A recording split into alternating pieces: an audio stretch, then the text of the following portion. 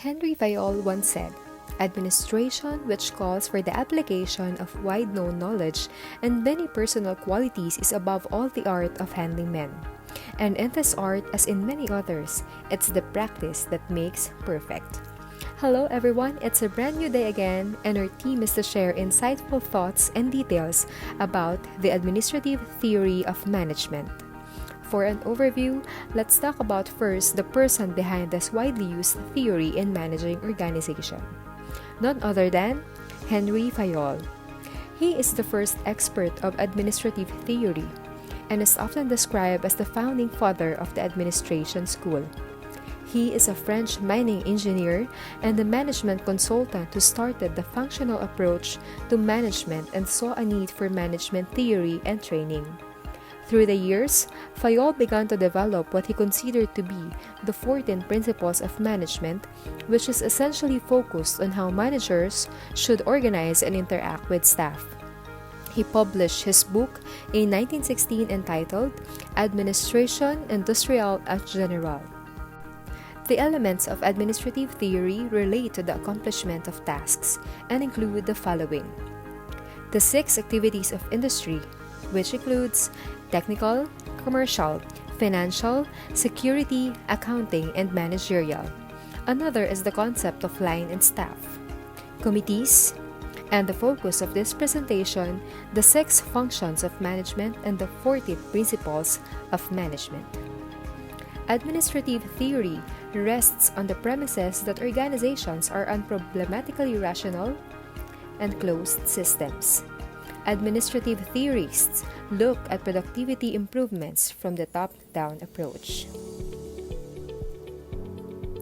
Now, let's move forward in discussing the 6 functions of management, starting with forecasting. Forecasting determines what is likely to be required from the organization, opportunities and demands for its services or products. This information helps define the current set of prioritized objectives. The second is planning.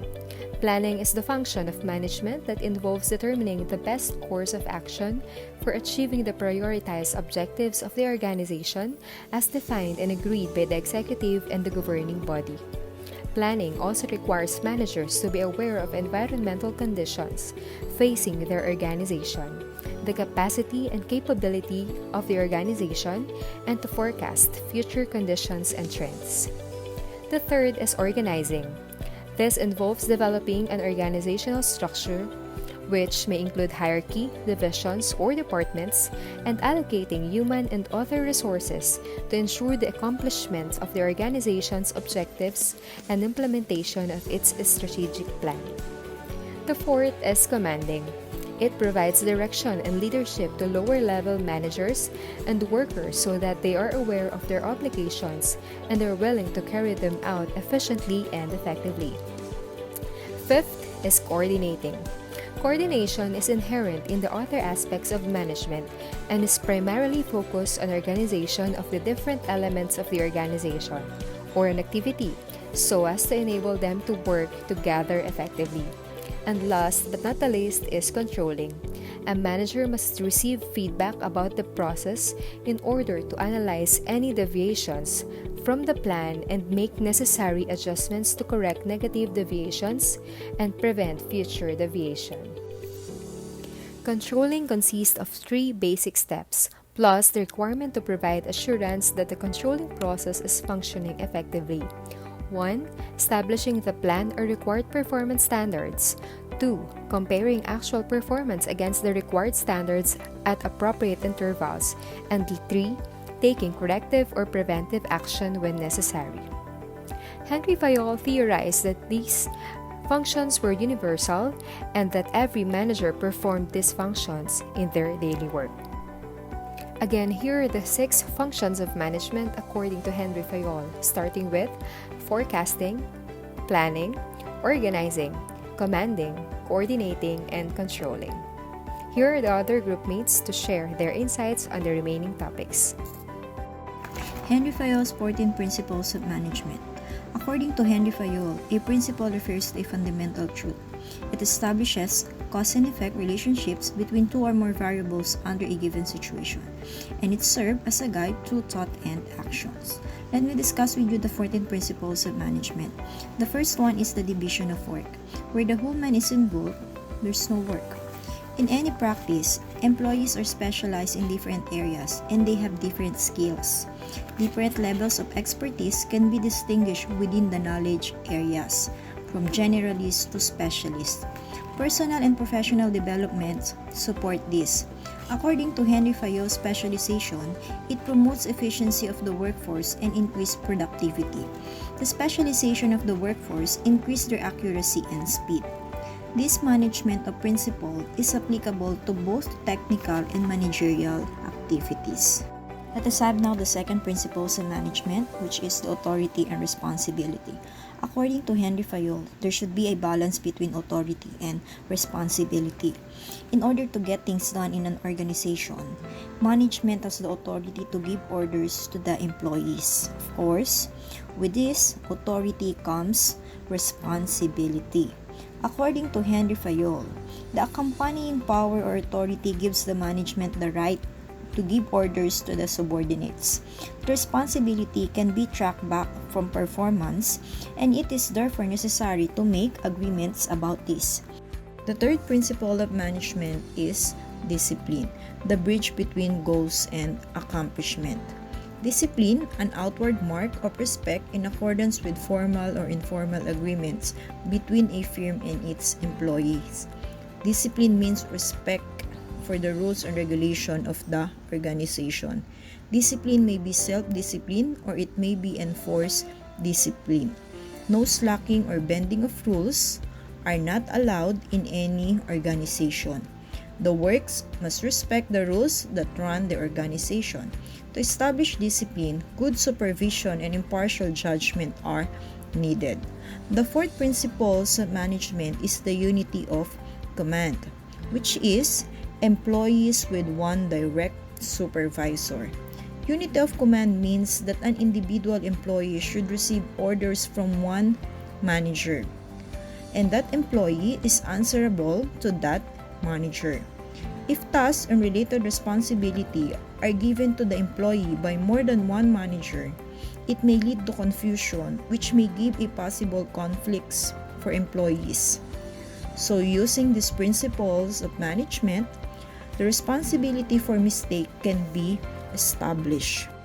The fifth principle of management is the unity of direction, one plan and one person in charge. Unity of direction is all about focus and unity. All employees deliver the same activities that can be linked to the same objective. All activities must be carried out by one group that form a team. These activities must be described in a plan of action. The manager is the one who is ultimately responsible for this plan, and he or she should monitor the progress of defined and planned activities. Focus areas are the efforts made by the employee and coordination. The sixth principle of management is the subordination of individual interests to the general interest. It means that the interests of the organization as a whole should take priority over the interests of any individual employee. This encourages a team spirit and collective mentality of all for one and one for all.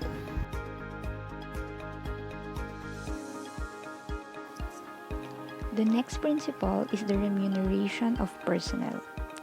Remuneration may be in the forms of monetary or non-monetary compensation given by an employer to an employee as an extra or additional pay outside the basic compensation.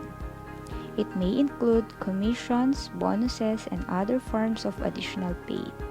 Additionally, according to Mutmaina and Tutik in 2018, the provision of remuneration improves employees' performance. The same study furthers that this remuneration increases motivation, productivity, satisfaction, and even improve retention. The eighth principle is the harmony between centralization and decentralization. Centralization refers to the action or process of bringing activities together in one place. In contrast, decentralization refers to a situation where power or authority is being delegated to other people in the organization. According to Bao, Gao, and Ge in 2019, the importance of the balance between the two is that at a certain extent, power should be concentrated in one single authority so that there will be unified action amongst team members. Decentralization, on the other hand, allows the participation of other people delegated with certain functions which may be different from each other yet serving towards a common goal. The next principle is the scalar chain. It refers to the compliance to the so-called chain of command, wherein the highest rank in the organization is followed by and through their subordinates, from the highest authority down to the lowest in rank.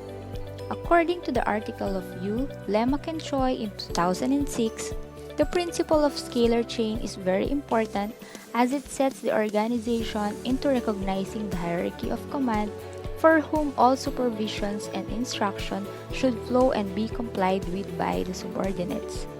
The same article provides the positive impacts of this principle together with the consequences when the same is violated.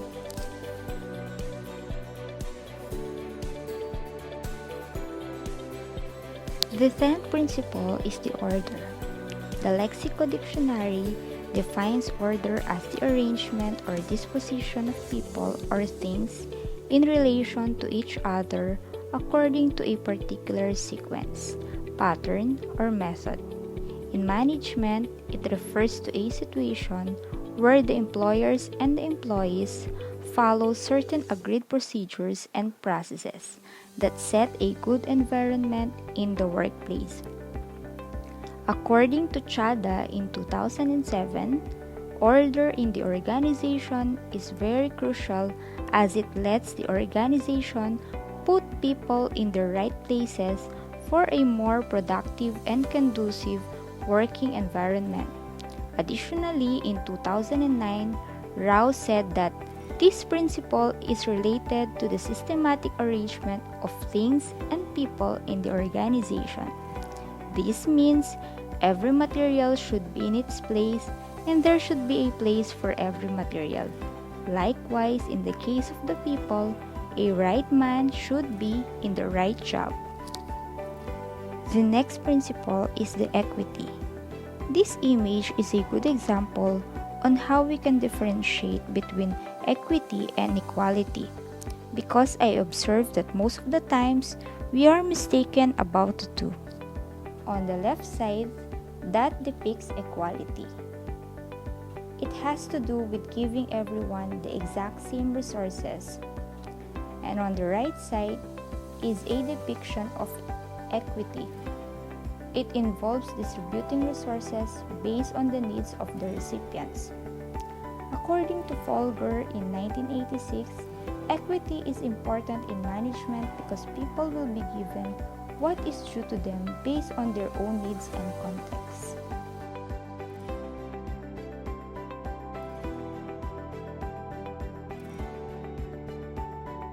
The 12th principle is the stability of tenure of personnel. Stability of tenure of personnel refers to the security of the personnel to be retained, to stay, or be in the organization until retirement unless there are compelling reasons to exit earlier from the organization. According to Suresh in 2013, job security is important in any organization because it encourages, motivates, and enhances the performance of employees who feel safe and secured in their stay in the organization. Initiative means to start, to begin, or to instruct in a project. Here, in this principle, Fayol suggested that each employee should be given an opportunity to take some initiative in framing the functional plan as well as in determining the steps to be taken at each level for proper execution of the plan. Management must welcome the employees for taking initiatives in forwarding valuable suggestions before the plans are set up for them.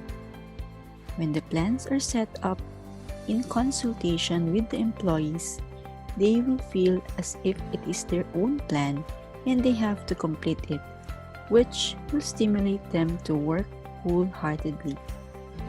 This will reduce wastage, absenteeism, and maintain a cordial relation between employees and management. This principle helps the management to know more ways of executing the predetermined plan as the employees give various suggestions. When the employees are involved in such a way in the management, they feel satisfied and take each and every necessary step to accomplish the plan. This will make the working environment more interesting, more cooperative, and more effective. According to Fayol, management should promote a team spirit of unity and harmony among employees. In order to achieve organizational objectives, management should promote teamwork and coordination. The feeling of I should be replaced with we and the managers while having a conversation with the workers. Esprit de corps refers to team spirit, harmony in work group, and mutual understanding among workers. It helps to develop an atmosphere of mutual trust and understanding. In case of sports, all team members, and in case of armed forces, all personnel play or work for their respective teams.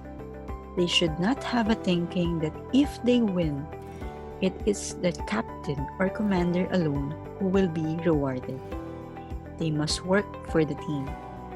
Similar feeling should be developed among all members of the organization so that the desired goals of the organization can be achieved with greater effectiveness and efficiency. Fayol's management theory is a simple model of how management interacts with personnel. He argued for employee specialization and focus on organizational interests. To inspire and nurture the human spirit, one person, one cup, and one neighborhood at a time. This is Starbucks' mission statement. The Starbucks name is now synonymous with the coffee and the growth of the brand name and the company from a small cafe shop in Seattle to a worldwide brand through strong management system and innovations, encouraging the employees as individuals to develop and to calibrate with the team to reach the general objectives. Employees are also treated as partners, and they are also treated with respect and dignity. The company also provides flexible working hours. Starbucks is able to create and maintain that cozy cafe atmosphere due to their employees. Management and leadership within the Starbucks Corporation can be credited by the hands-on involvement they have with their employees. Starbucks is an organization that has a strong management and leadership teams. These teams work together to make Starbucks very successful in the coffee bean community. Fayol's management theory covers concepts in a broad way, so almost any business can apply his theory of management. Today, the business community considers Fayol's management theory is a relevant guide to productively manage staff. It requires an affinity within a team and highlights that ultimately, a company is not a one-man team, but a community of passionate individuals moving towards a common goal.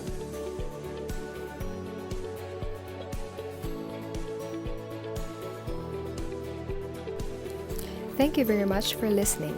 Let us leave you with an excerpt from Henri Fayol's writing with regards to the importance of managing organizations. And I quote, "Management plays a very important part in the government of undertakings. Of all undertakings, large or small, industrial, commercial, political, religious, or other. Again, this has been Pauline Alincastre, Genevive Geronimo, Angeli Mae Sanchez, and Juliet Allegra Blanas. Thank you and have a good day.